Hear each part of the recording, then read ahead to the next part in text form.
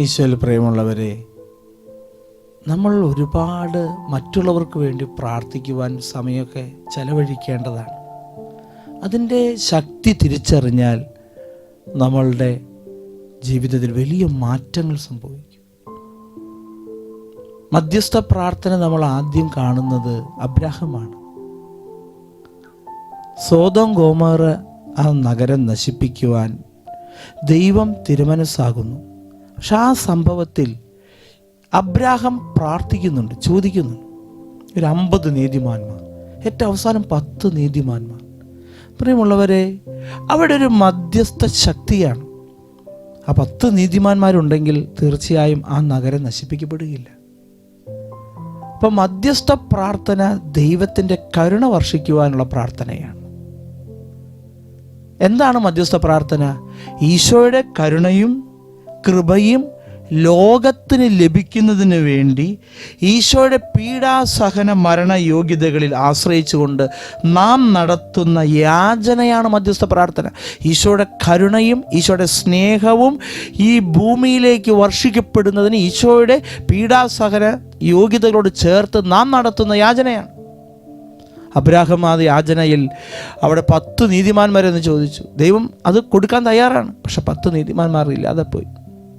പ്രിയമുള്ളവരെ, മധ്യസ്ഥ പ്രാർത്ഥന സാത്താനെതിരെ തുറന്ന ഒരു യുദ്ധമാണ്. അത് സാമ്രാജ്യം തകർത്ത് കളയും സാത്താൻ്റെ. അപ്പം മധ്യസ്ഥ പ്രാർത്ഥന സാത്താനോടുള്ള ഒരു തുറന്ന യുദ്ധമാണ്. ആ യുദ്ധത്തിൽ സാത്താൻ്റെ സാമ്രാജ്യം തകർക്കപ്പെടും. നമ്മുടെ ജീവിതത്തിൽ ഓരോ ദിവസവും നമ്മുടെ പ്രാർത്ഥന ആവശ്യമുള്ള മക്കൾക്ക് വേണ്ടി, ലോകത്തിന് വേണ്ടി, പാപികൾക്ക് വേണ്ടി, പീഡിതർക്ക് വേണ്ടി, ദുഃഖിതർക്ക് വേണ്ടി, അതുപോലെ തന്നെ സഹനങ്ങളോടെ കടന്നു പോകുന്നവർക്ക് വേണ്ടി, ലോകത്തിലെ നശിച്ചു പോകുന്ന മക്കൾക്ക് വേണ്ടി നാം മാധ്യസ്ഥം അപേക്ഷിച്ച് പ്രാർത്ഥിച്ചാൽ അത് സാത്താനെതിരുള്ള യുദ്ധമാണ്.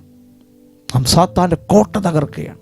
അതുകൊണ്ട് നാം മധ്യസ്ഥ പ്രാർത്ഥന ഒരു അഭിഷേകമായി മാറണം. പ്രിയമുള്ളവരെ, നമ്മൾ ആരൊക്കെയാണോ ലോകത്തിന് വേണ്ടി, ലോകത്തിലെ മനുഷ്യർക്ക് വേണ്ടി, പാപികൾക്ക് വേണ്ടി, എല്ലാവർക്കും വേണ്ടി പ്രാർത്ഥിക്കുന്നത്, അവിടെ ഒരു അനുഗ്രഹത്തിൻ്റെ ഒരു വലിയ അഭിഷേകം അവർക്കും നമുക്ക് ലഭിക്കും.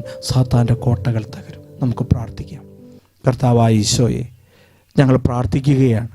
ഈശോയെ, ഞങ്ങൾക്ക് വേണ്ടി മാത്രമല്ല, ഞങ്ങൾക്ക് വേണ്ടി പ്രാർത്ഥിക്കുന്നവർ, ഞങ്ങളെ സ്നേഹിക്കുന്നവർ, ഞങ്ങളെ സഹായിക്കുന്നവർ, ലോകത്തിലെല്ലാ മക്കൾക്കും, പ്രത്യേകിച്ച് പാപികളുടെ മാനസാന്തരത്തിന് വേണ്ടി ഈശോ മരിച്ച ആ സമയം ഇതാ ഞങ്ങൾ സമർപ്പിച്ച് പ്രത്യേകം പ്രാർത്ഥിക്കാൻ ഒരു കൃപ ഞങ്ങൾക്ക് നൽകണമെന്ന് താഴ്മയോടെ പ്രാർത്ഥിക്കുന്നു.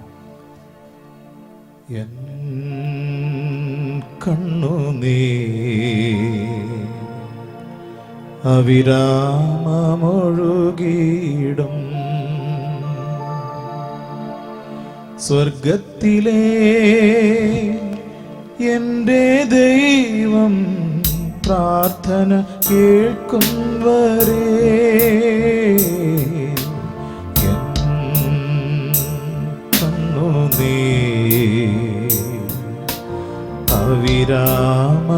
അവിരാമമൊഴുകിയിടും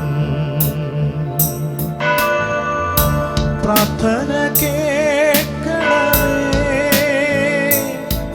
എൻ യാചന നൽകണമേ. പ്രാർത്ഥന കേൾക്കണമേ, എൻ യാചന നൽകണമേ.